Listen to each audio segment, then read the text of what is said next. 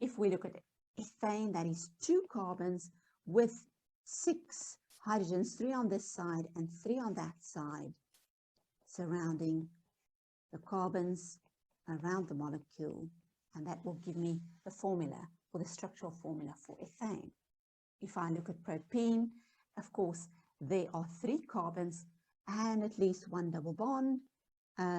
So just draw your 3 carbons first, and if we put the double bond there, then of course this first carbon here will only have 2 remaining bonding possibilities with the hydrogens, and then this carbon over here already has 3 bonds, so it can only make another bond to 1 bond to hydrogen, and this carbon at the end has been bonded to 1 carbon, so it still has 3 bonding possibilities to 3 hydrogens. So that is propene.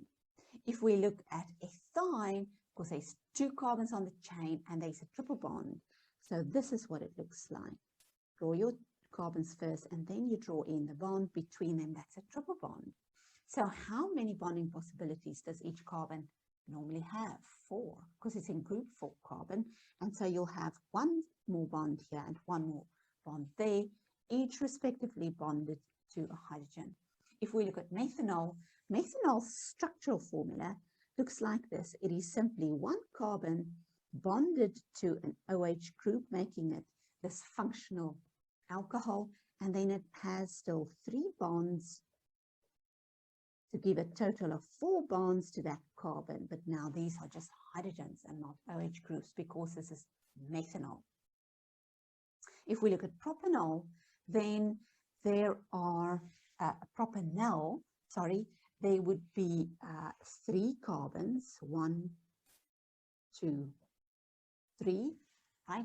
And we know that they should sit a double bonded oxygen on one of the extreme carbons, right? Because it's an aldehyde. So if I put that extreme carbon, if I put a double bonded oxygen onto it, that would make it propanol, and I still have to put 1 hydrogen on this carbon, 2 hydrogens on this carbon in the middle, and 3 hydrogens around the carbon on the far left.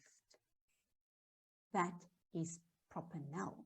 Now, if you're going to compare it with propanone, what will happen is this double bonded oxygen is simply going to move to the middle. And so this is what we're going to get for propanone. So you've got 3 carbons, because prop tells you there are 3 carbons. The suffix tells you how many carbons are on the chain. The and tells you there that there's only single bonds between the carbons, and the suffix tells you the functional group. This is a ketone. So you have a double bonded oxygen on the carbon that is not on the extreme part of that chain.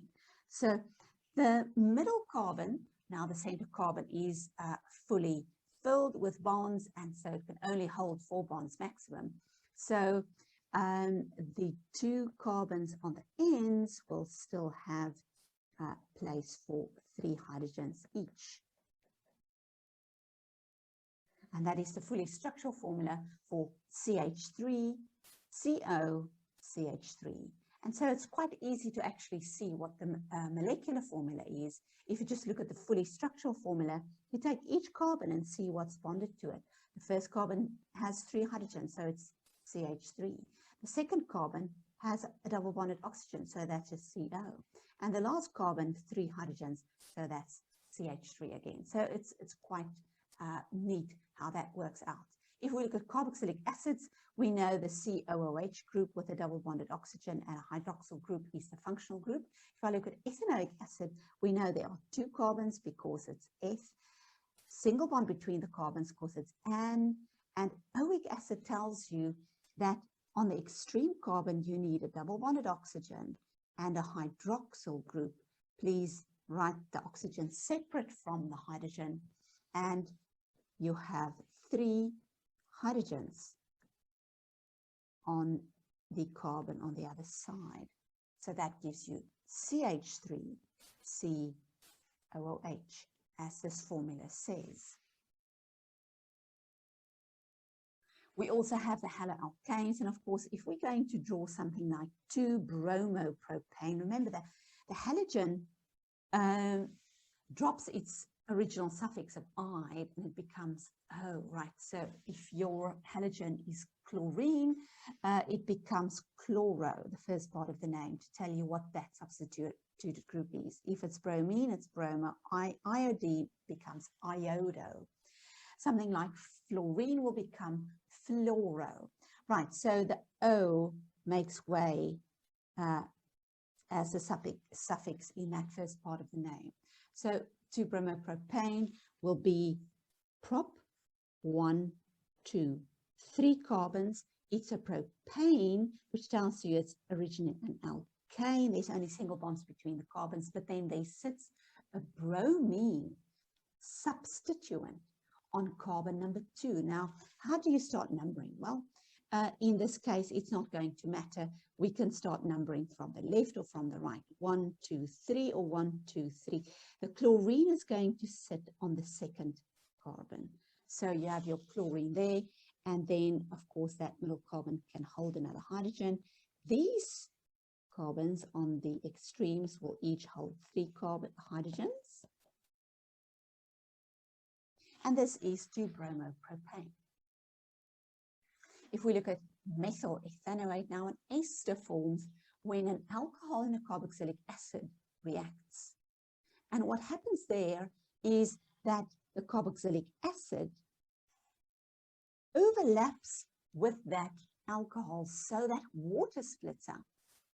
And what happens now is that you only have, say, for example, this OH group comes loose and splits out with that hydrogen of the carboxylic acid that splits out your water. What is left over? Well, you've got the alcohol part, and then you've got this as your oxygen bridge, and this part of the molecule on the other side, and whatever was bonded on that side and whatever was bonded on that side, right? Okay, so this now is an ester, as we have seen, but how are we going to draw it? So first of all, we need to see the name. The first part of the name tells you the alcohol that bonded to the carboxylic acid, and the second part of the ester name tells you the carboxylic acid that reacted with the alcohol. So methanol reacted with ethanoic acid. We know methanol has only 1 carbon and 4 hydrogens, 3 hydrogens and a hydroxyl group. Methanol, right? It's going to sacrifice that OH group, so to speak, and then going to overlap and react with the H on the carboxylic acid, which is ethanoic acid with 2 carbons on the chain, right? And what is going to now eventually result?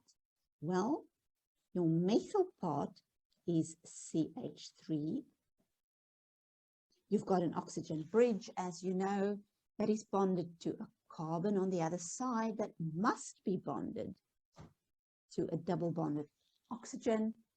And of course, there must be 2 carbons on the other side because this part came from ethanoic acid. So ethanoate now looks like this.